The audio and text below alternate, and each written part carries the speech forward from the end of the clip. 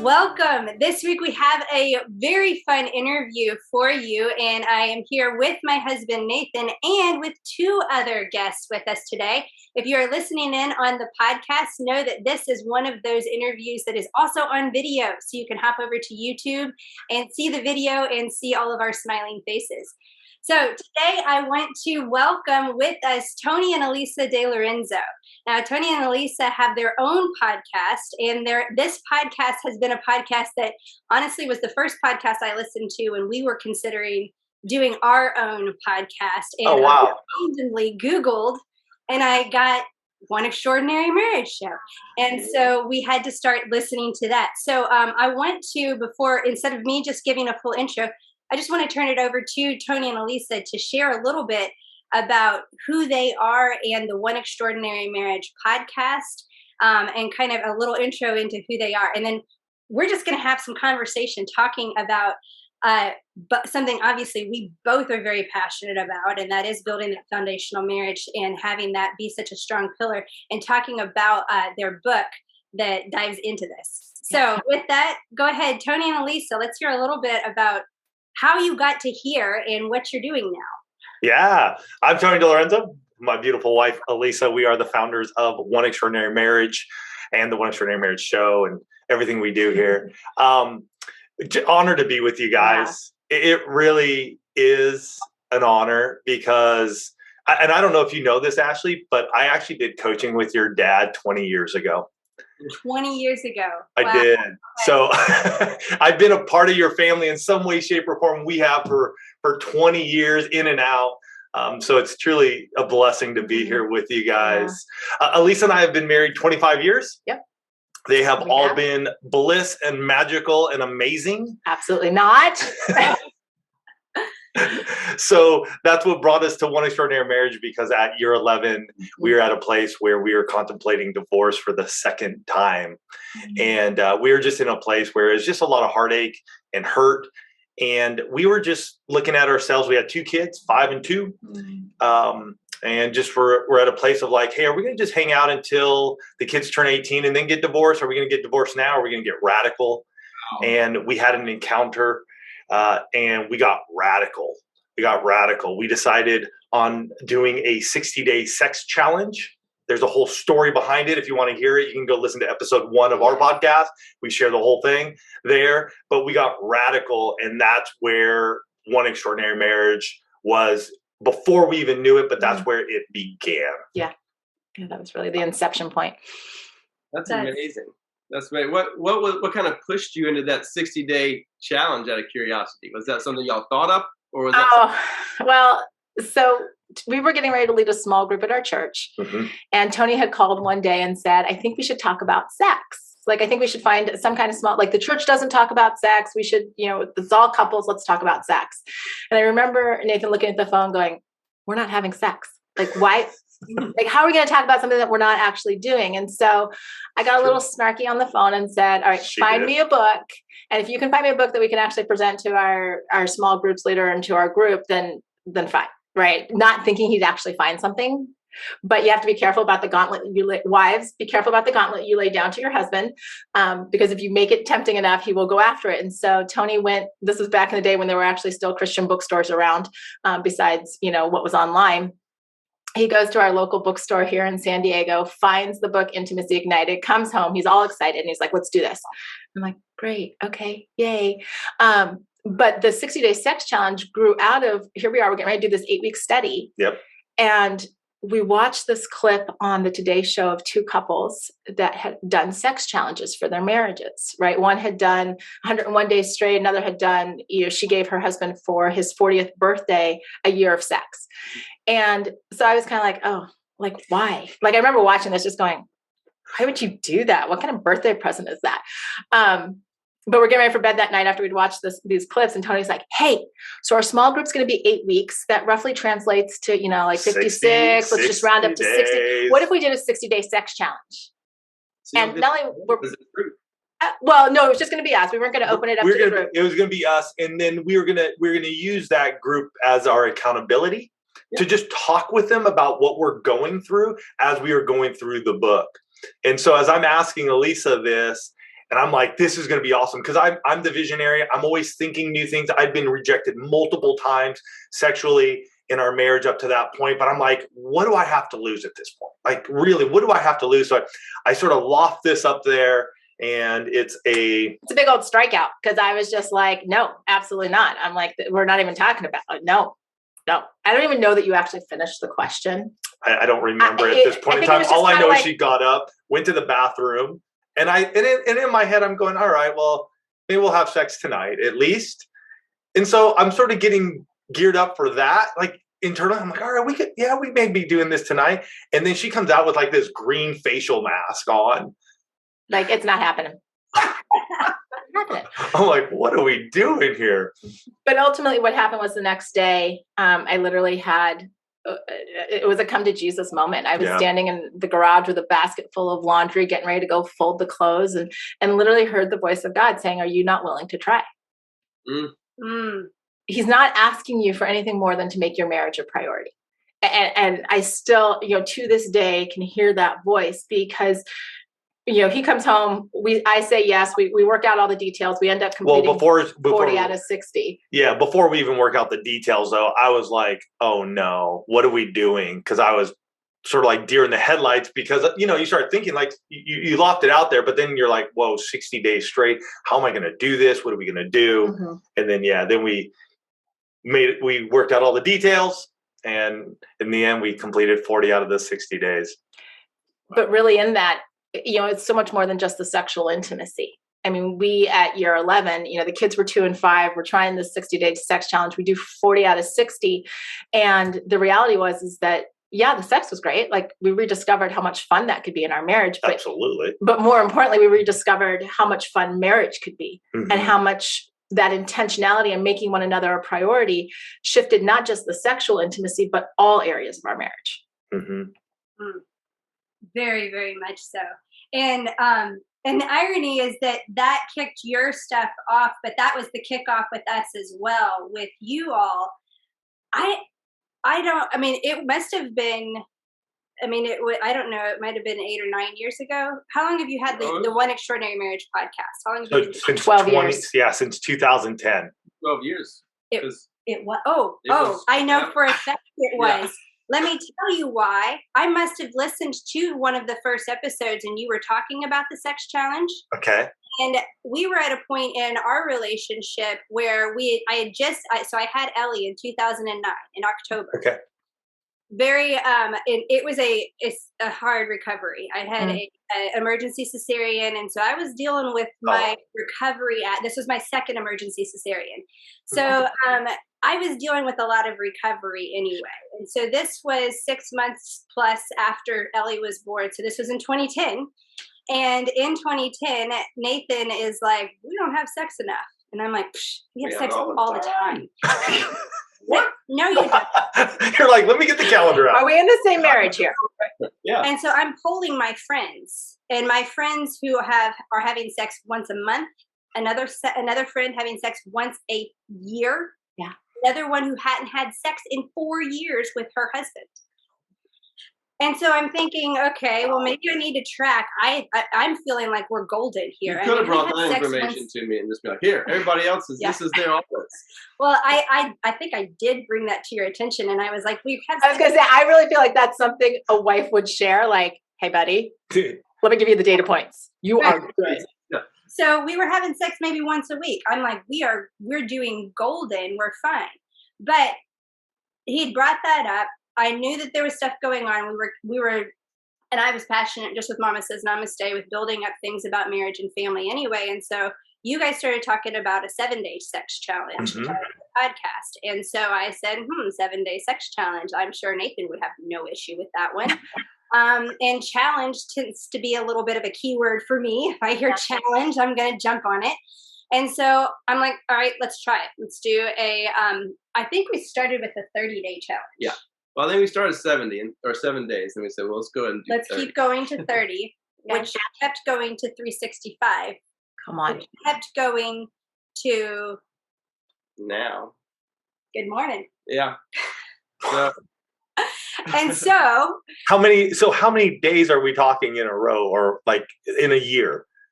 3. Oh, We count. Well, so what we ended up doing is the year became the year of the dots. It was a joke. Our friends knew the dots on the calendar.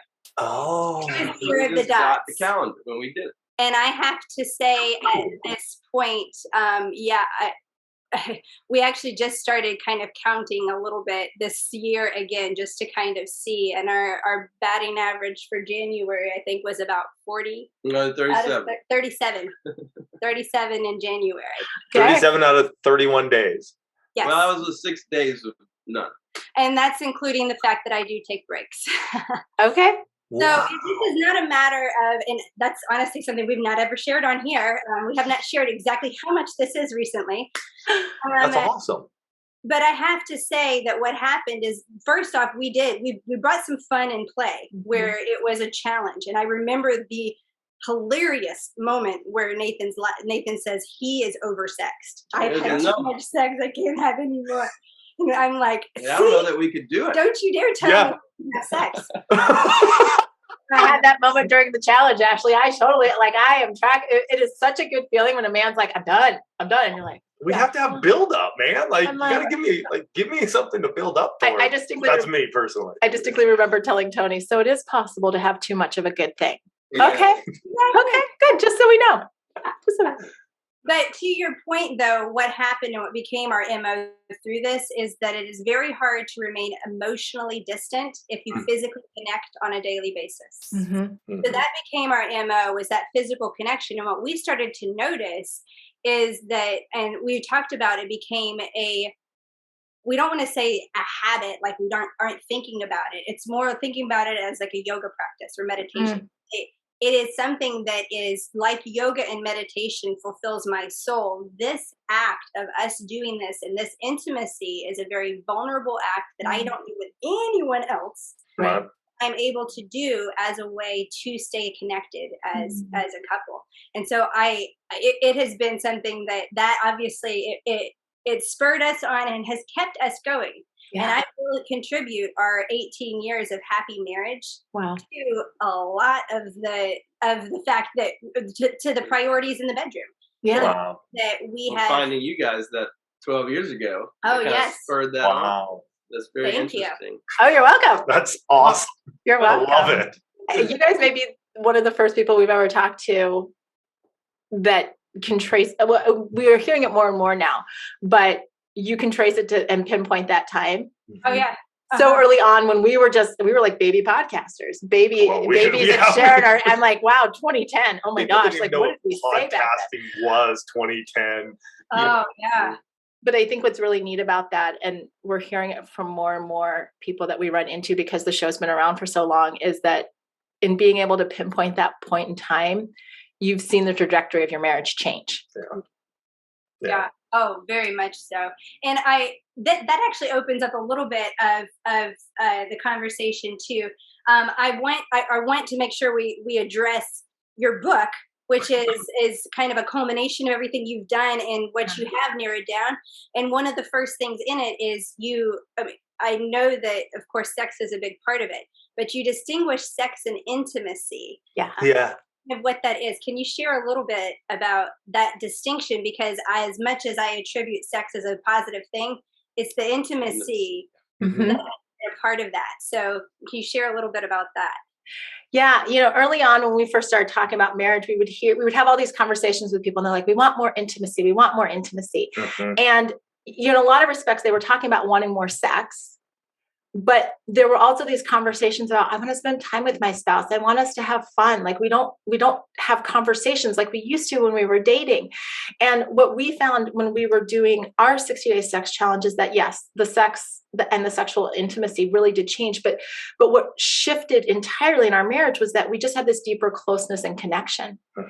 And one of the things that we've discovered in our own marriage, you guys clearly just listening to you have as well, is that one, you can't have sex 24 hours a day, right? Like clearly sometimes men get, they just get up to here and they can't. So it's a thing. But still. Right. But in a marriage, when you look at all these different facets, you can have intimacy with your spouse all day long by looking at what are the other areas of a marriage. What are all the areas of our marriage where we can be close and connected? And still have sexual intimacy be a priority, but not be the only priority. Mm-hmm. And that's really where we want to make that distinction, that if a couple, can go after creating closeness and connection in their marriage in multiple areas, then overall the marriage becomes extraordinary. It's not just one area that they're focused on. I love that. I think that's so important to remember, because a lot of times, sex kind of gets you in the door in that way to like have that conversation. Yeah. But the real juice, the compounding effect of that is all these other pieces that come into play that really are the juice that build on that relationship. That's what I love about those pillars of just being aware of those other areas in our lives that we pay attention to. Oftentimes when we're dating, we forget to date each other on a daily basis. And I love that about your book. It brings those pieces to the forefront. Thank you. Yeah, that was really, it's true. So much of what we do when we're dating, if we would just continue looking at all of those different areas after the I do, after the kids, after the job changes, marriages would look vastly different. Yeah. Very much so. And it's amazing how quickly you can kind of get into a rut. Stuck and say, well, this is, like you guys were saying, is this where we're going to be? Are we going to map out our life in this direction, or do we want to take another turn? And that's a conversation that's so valuable. Yeah. And it can happen for couples in different places, right? I mean, we know couples in the one family who've been married 20, 30, 40 years, and we've gone DMs on Instagram from couples who've been married less than a week wondering if they married the right person. And so sharing with them that, hey, these 6 pillars of intimacy, no matter where you are in your marriage, you can begin to see where the cracks are and then begin to strengthen them, begins to allow them to go, oh, wow, there's more than just sex when we say intimacy. Yeah. Okay, and so for that, I've got the book here. I've got all my little markings in it, notes where I have taken Love notes. it. That is like the biggest compliment an author can receive, is to see somebody flash their book with literally all tabbed up, or, dog-eared corners and all that kind of stuff. Miller's daughter right here, of course. And he always has his, and that's where I get my little bookmarking for sure. So we've talked about the pillars of intimacy. We've referenced it a few times here, but clearly our audience doesn't necessarily know. So can you share what this book, The 6 Pillars of Intimacy, is about, and a little bit about what those pillars are? Yeah, the 6 pillars of intimacy is really a framework for couples to be able to look at their marriage and say, how do we create an extraordinary marriage? Right? How do we walk side by side, looking at the things that we can do individually, looking at the things that we can do as a couple, to say, one, we're empowered to take action, and we know the areas where we need to take action. The 6 pillars of intimacy, the first one is emotional, and that really is all your verbal and nonverbal communication. And there's a whole lot that goes on in the nonverbal communication that either builds or detracts from emotional intimacy. And so you want to be aware of how the two of you are connecting, because emotional intimacy really becomes that workhorse. It drives your ability to do everything within your marriage. How do the two of you communicate? Yeah. The next one is your physical intimacy. And this is all your non-sexual touches. So, having your arm around one another, holding hands, touching one another, cuddling, whatever those touches are. Now, could those lead to sexual intimacy? Absolutely. But we made sure to distinguish this one, you guys, because so many people would say, I need physical intimacy, which again meant I only need sex. And we really wanted to distinguish this because those physical touches and those physical acts are really important to each other in different ways. Yeah. The third one is financial intimacy. And this is one of the two where people are like, wait a minute, what are we talking about? Because so often we're taught from an early age not to talk about money with other people like that, and sometimes even in families, when you're growing up, money is not talked about. So really being able to talk about finances, to develop that shared language as a couple around budgets and insurance and estate plans and all of that really contributes to building that financial intimacy. Yeah. And then spiritual intimacy. This is our religious beliefs and practices. What are we doing together? What are we doing individually? How are we strengthening ourselves, but then coming together and doing that? So what's that? Devotionals, prayer time, worshiping, whatever those may be with one another. The fifth one is recreational intimacy. And this is the fun. These are the experiences. This is dates. This is, adventures together. We say in the book, it really answers the question, what do you want to do? and not have the silly back and forth that so many couples do. I don't know. What do you want to do? I don't know. What do you want to do? And then everybody gets irritated. So that's your recreational intimacy. And lastly, is our sexual intimacy. And this is everything from foreplay to initiating to sexual intercourse. That it covers all of those activities that you guys do together. Mm-hmm. I love that. And I love the distinction. Even as you were talking about that, like with the physical and the sexual intimacy and the differences there, you know, it is really, really, really valuable in a relationship. And I think we oftentimes forget about the physical intimacy. It is only sexual intimacy. And so, you know, us raising 3 young girls, we're very big on helping our children to know positive non-sexual touch and them experience positive non-sexual touch from Nathan. Well, I, as his wife, I mean, I need to experience positive non-sexual touch so that I have trust in our relationship that it is more than just sex. When he touches me, it's not just, oh, okay, I know where we're headed. Right. But it really is, hey, I'm touching you because I love you. And I'm touching your skin just because I'm touching your skin and I love you for that. That's such a beautiful thing. And I think it is a big reminder for any couples that have children, as you're teaching your children the importance of non-sexual touch, positive non-sexual touch, and how critical that is.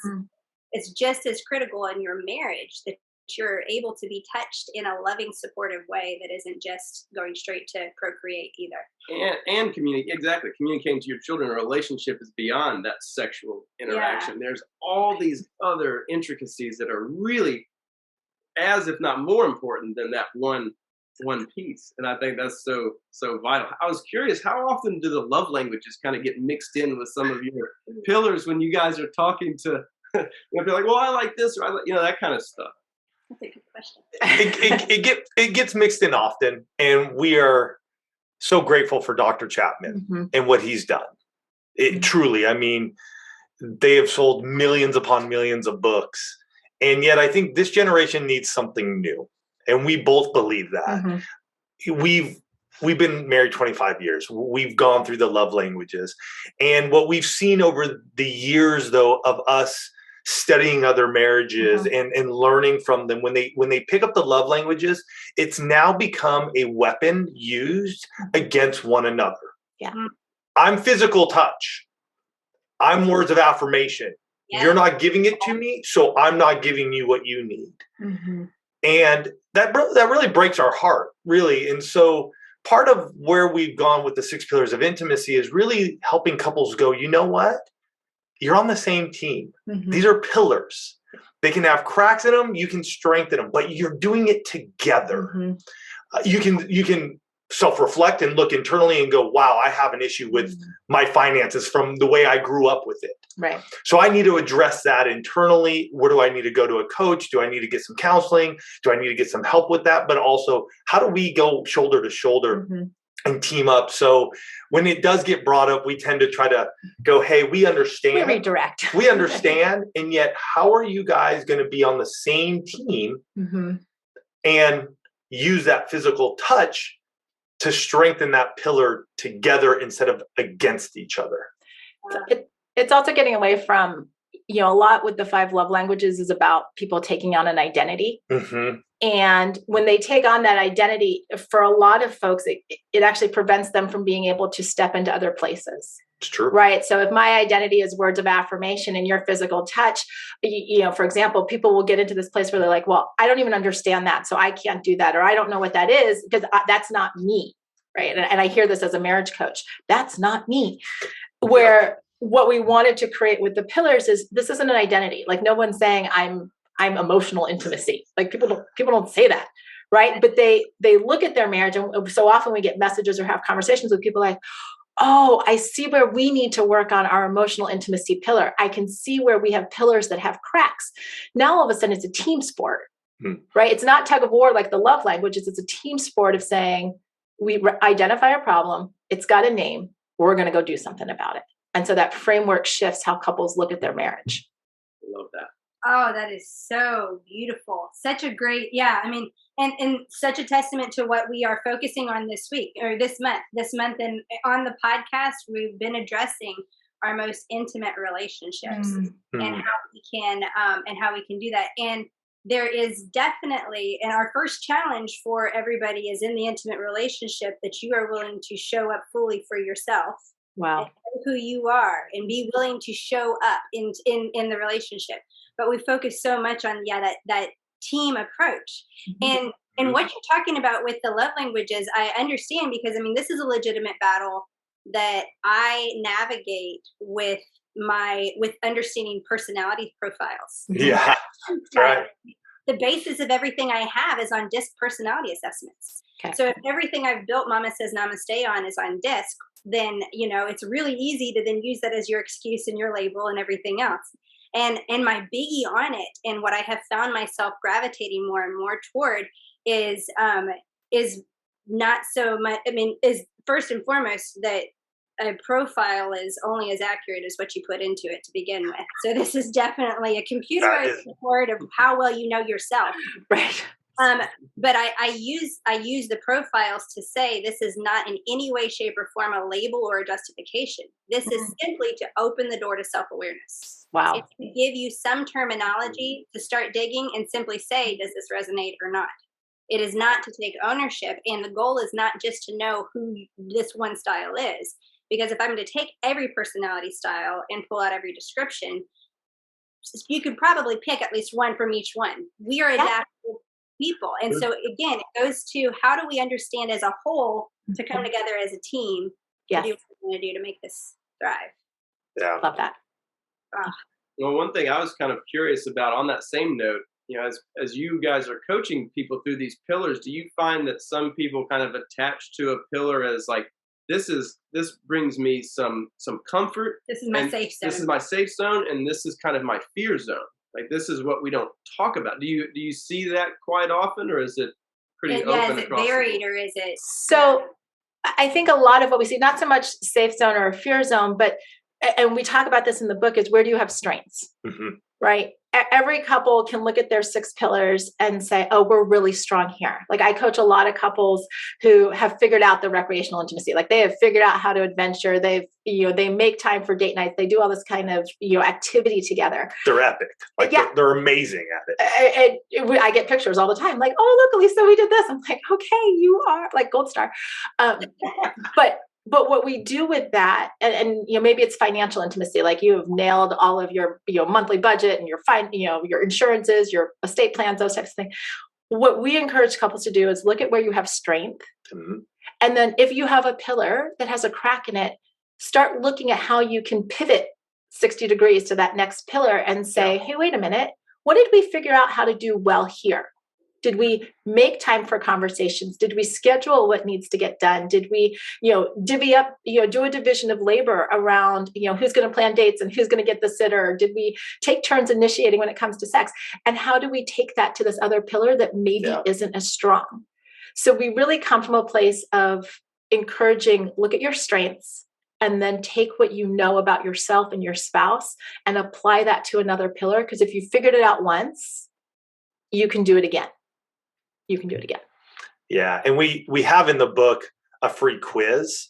So whenever somebody purchases a book, they can take the free quiz to just help them identify. And what we always say too, it's a moment in time. Right? Where you guys were 12 years ago, that was a moment in time. And so where were your cracks? Right. How did you guys strengthen them there? 6 months after that, 10 years after that, to this day, now you guys could probably take it and look at it and go, wow, sexual intimacy, strong. And yet, and I'm just picking one. I'm just going to pick one. Because you guys said that, yeah. I'm going to just pick.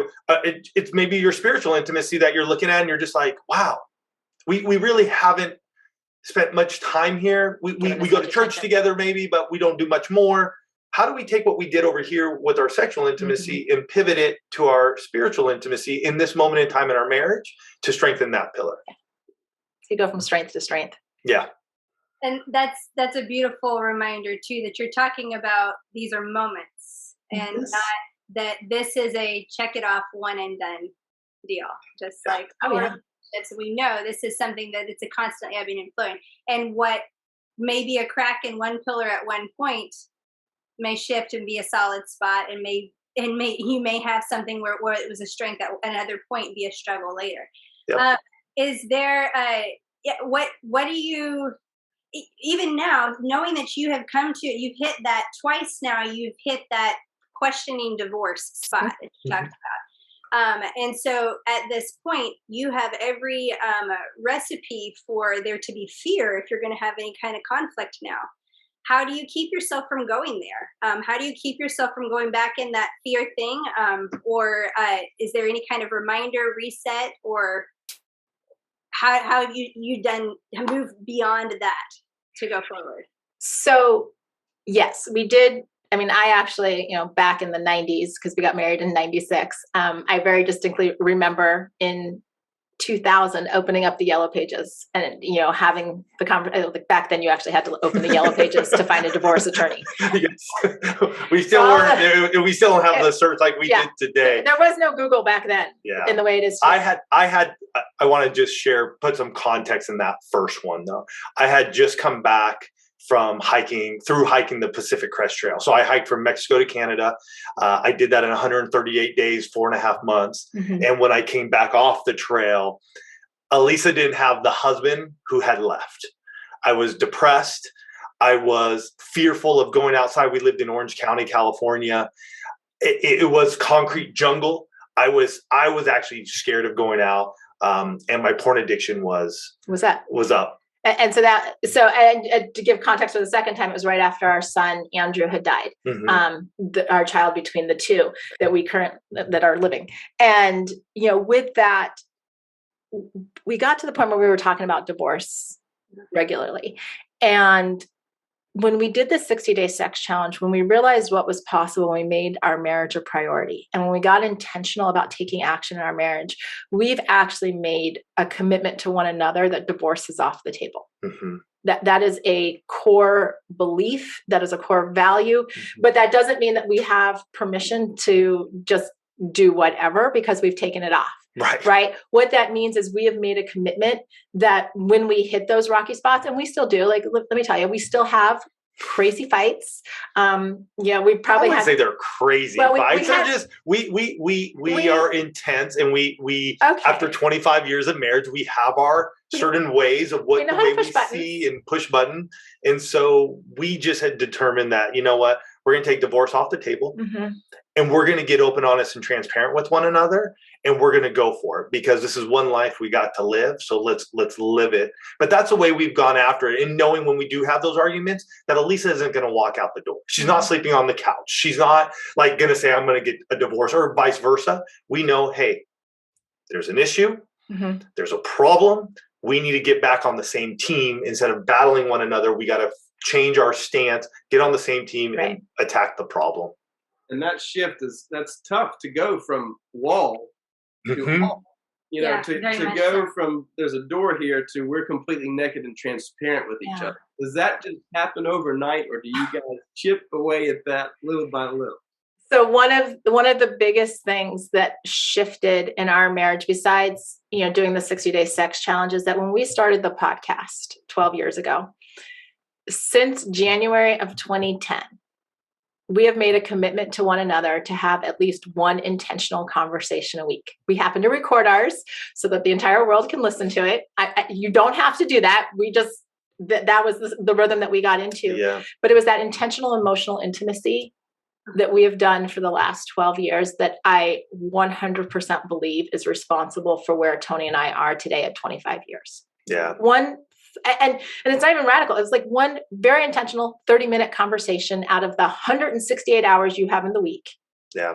And we've been real with one another. We have cried. We've gotten on, recorded when we're angry, when we're fearful. We process on our conversations. Yeah. And in doing that and building that emotional intimacy, we have been able to weather the storms. Now, we've been able to, when, we had some of our worst fights during like that first year of COVID, and getting to this point of just going, okay, take a step back. Mm-hmm. What's the actual problem here? Because you're not the problem, meaning one another, but there's something that we're disconnected about. And again, it comes back to the 6 pillars. Where's the crack in the pillar? And let's identify that and do something about it before we literally toss everything out because we're just not getting along today. Mm-hmm. And I mean, to the spiritual intimacy pillar, recognizing that, I mean, spiritually, if you two are not aligned, obviously there's question as to, well, knowing where are we going beyond this and everything else. Yeah. Spiritual intimacy is that whole pillar is one that has a lot of the ambiguous faith and trust things we cannot quantify. And I look at all of this, I mean, with what you're summarizing for this, it's intentionality. There's faith and trust. Yeah.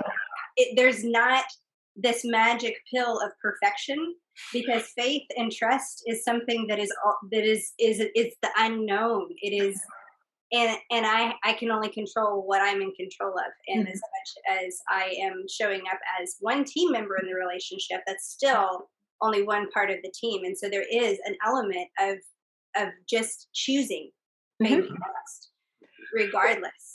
Well, and as the two of you, there is a section in the book where, in every chapter around the 6 pillars talks about what can I do? What can we do? Mm-hmm.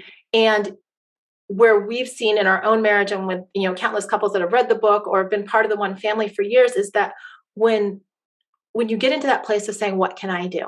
And you start being intentional and you're taking action, you build that trust. Yeah. With your spouse. They know that you're someone that if you tell them that you're going to do this, or if you see a problem, you're going to go take action.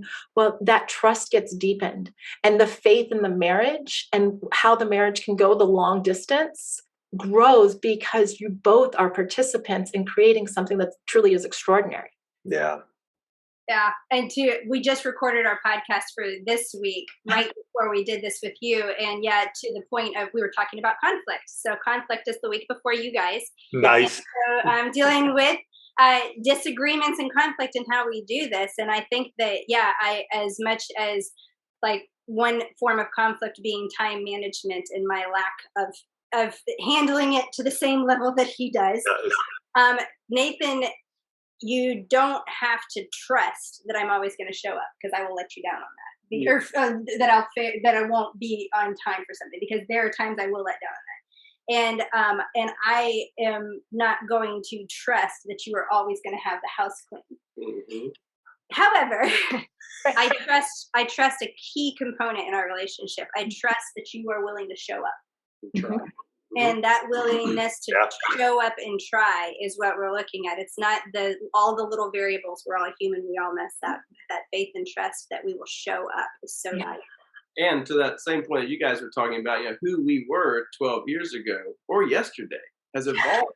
And it's really important to remember that we're all both partners are growing and changing at the same time. And so to meet back up and say, all right, here's my notes, here's where I'm at, or how are we doing? It's so important. Yeah. So important. And that just brings up a good point, is that you are growing. Mm-hmm. And the 6 pillars, just like your marriage, it's a growing, flexible tool and framework for you. And Ashley, you said earlier, we all go through seasons, where certain areas of our life are really strong and certain areas need to be strengthened. And that really, when you have a framework to be able to identify that and be able to come together, all of a sudden you're on the same team. You have a common language. Mm-hmm. You can talk to each other instead of trying to pull something out of the air, because that's what marriage has been for so long. And we're just trying to really come alongside marriages and go, look at, like, you don't have to just try to grasp for things and try to figure it out, and think that your marriage is going to work. You're going to have to be intentional. You're going to have to take some action, but here's where you can do them. Here are your 6 pillars. Start diving into them. And by doing that, you can have the extraordinary marriage you desire. And it's going to ebb and flow, though, because marriage is a long haul deal. We're 25. We just saw some friends of ours. I think their parents celebrated 70 or 75 years. And it just hit me because I looked into Alisa and I'm like, could you imagine going another 50 years? I'll be 98. And I'm going, wow. If we make it to 75 years, I'll be 98. She'd be 97. I'm like, let's do it. That's double of what we've done already. Let's do it. Yeah. That's crazy. So, I actually had I had a friend that said the no excuses year was the year that you have been married for longer that you have been apart. So Yeah. this year is well, I say we've been together for closer to 19. Yeah. So next year would be our no excuses year. That from that point forward, we can never use who we were before we met as an excuse or justification or burden or whatever. That's good. In our marriage, we have been together for longer. We're creating together. We are not creating separately. We are creating together. And what are we going to do together? So That's a fascinating perspective. Yeah, because we met when I was 19, so we're well past that whole like no 21. Excuses year. I'm like, that was 10 years ago. Yeah, wow. Okay, yes. All right. Well, thank you so much, both of you, for amazing. being on. We want to just hear your, any last words of advice that you want to give for our listeners listening in, and then how they can obviously listen into you with the One Extraordinary Marriage show. Yeah. Our last word of advice: be intentional and take action. Mm-hmm. That's it. Get intentional in your marriage.